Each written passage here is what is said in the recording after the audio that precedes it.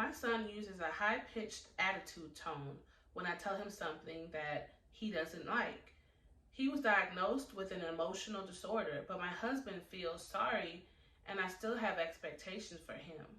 How do we get on the same page? So first of all, I want to say I really am proud of you for even still having expectations, right, for your son, because there are a lot of people that allow the fact that their child has been diagnosed with a disorder, whether it's an emotional disorder, a mental disorder, and they don't have expectations for their child. The thing is, we don't just not set up expectations or rules for our child because they have a disorder or um, they have a developmental delay or they have a diagnosis, right, of some sort, even an emotional disorder. We don't stop having expectations for them, right, because we have to have something that they can work towards, right? But it has to be within their scope. We just have to learn, what their limitations are, right? So I really want to say I'm so proud of you. Give yourself a pat on the back, for even having the mindset and having the desire to still set up those expectations for your child, right? Sometimes, especially when our children know they have a diagnosis, sometimes they can use that to their advantage, especially when they still have good understanding, right? Especially when they're able to know right from wrong, right?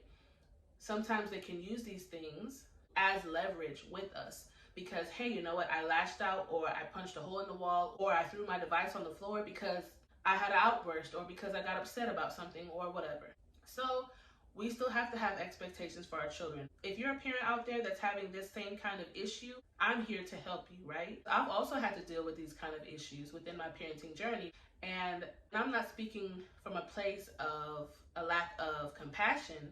What I'm doing is speaking from a place of experience. For many of you that don't know, I've been parenting for over 15 years and I have 5 children.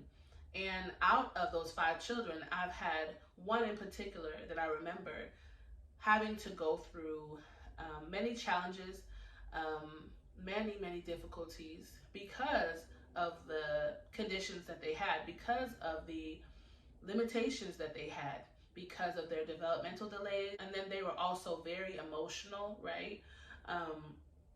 And that brought about many different challenges for me in raising them and even learning how to understand them and learning how to deal with them. So as I'm answering this question, I am coming from a place of experience. And then I've also had several years of just coaching other parents with these same kind of issues, okay? Especially with their children having developmental delays or mental disorders or some kind of medical disorder, right? So one thing I want you to be mindful of is that you are not wrong for wanting to still have expectations for your son, because your son eventually will grow up to be an adult, right?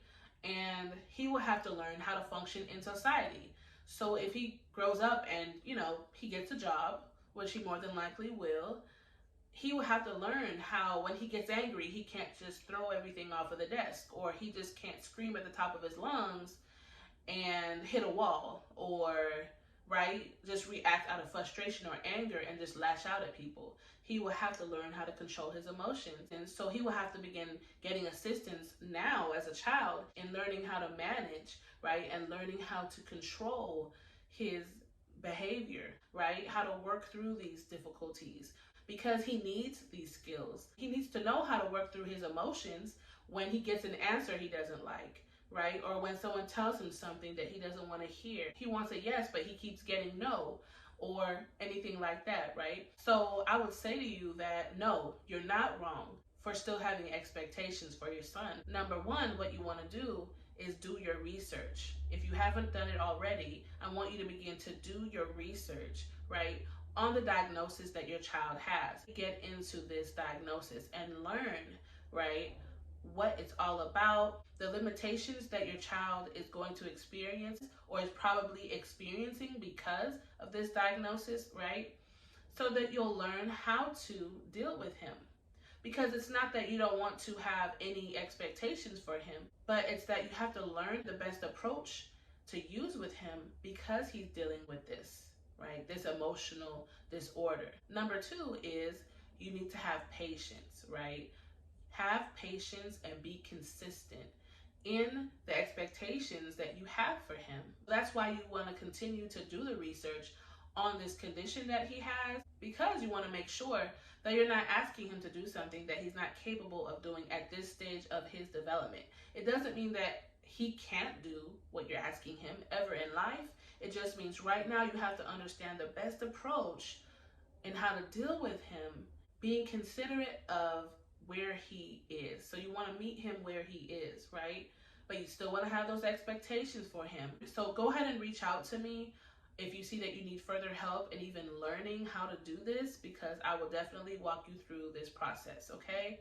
Number three, you want to spend time with your spouse and go over the expectations that you have for him. Let your spouse know why you have these expectations, because I understand here in your question, you were letting me know that you and your spouse were not on the same page. And it is important. It's extremely important that you and your spouse are on the same page, right, in training your child, because children learn through repetition.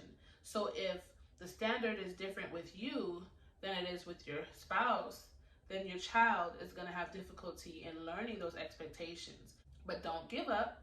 Continue to do what you're doing. Just make sure that you're not putting too much on them. Make sure that you stay consistent in forming those expectations, right, for your child, and explaining them to your child, right, and holding your child accountable to those expectations. But you want to be reasonable. You want to make sure that you do your research, again, on their diagnosis, so you can know the best approach in how to deal with them. Because at the end of the day, you want to be effective.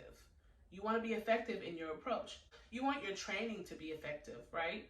And of course, the most important tip I want to give you is that you want to continue to pray about the condition that your child has and ask God, how do you deal with them? And this is going to be on a daily basis, because as long as your child has this diagnosis, you want to continue to bring that to God so that he can begin to direct you in how to deal with him.